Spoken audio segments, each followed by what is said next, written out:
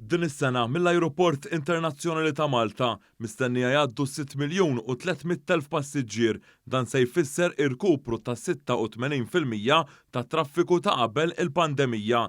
Dan tħabbar f'konferenza tal-aħbarijiet mill-Ajruport Internazzjonali ta' Malta li fija intqal li s-sena li għaddiet għaddew mill-ajruport 5,800,000 passiġġier. Il-kap eżekuttiv tal-ajruport Alan Borg qal li n-numri tas-sena li għaddiet kienu id-doppju tas-sena ta' qabel, jiġifieri l-2021.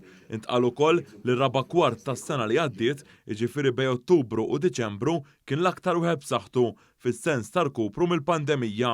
Dan hekk kif fix-xhur ta' Novembru u Diċembru l-irkupru kien ta' 88% meta mqabbel man-numri tal-2019.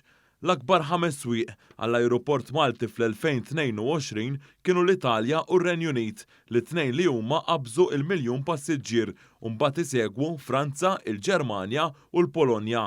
L-aktar ajruporti li fihom marru passiġġiera mill-Ajruport Malti kienu dawk ta' Gatwick, ta' Catania u ta' Frankfurt. L-aktar linji tal-ajru li taru mill-Ajruport Malti kienu ir-Ryanair, l-Air Malta u wara il-Lufthansa.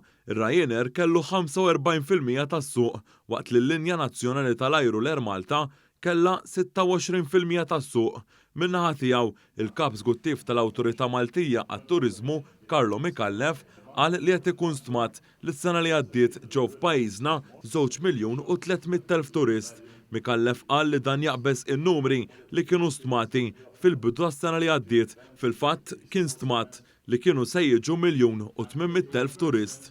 Fil-fatt fil-bidu tas-sena konna qegħdin naħsbu li nimmiraw għal 1,800,000 turist. Aħna issa qegħdin naraw li meta l-NSO ħabbru l-figuri tagħhom, l-istatistika tagħhom fi frar, nkunu viċin il-2,300,000 turist li żaru f'pajjiżna s-sena li għaddiet. Għas-sena li ġejja nibqgħu naħdmu, naraw nippruvaw dejjem ntejbu il-numru ta' turiżmu lejn pajjiżna, idħul mit-turiżmu, dejjem naraw li nġibu turist tul is-sena kollha ħalli l-industrija tat-turiżmu tibqa' profitabbli u tkompli tikber.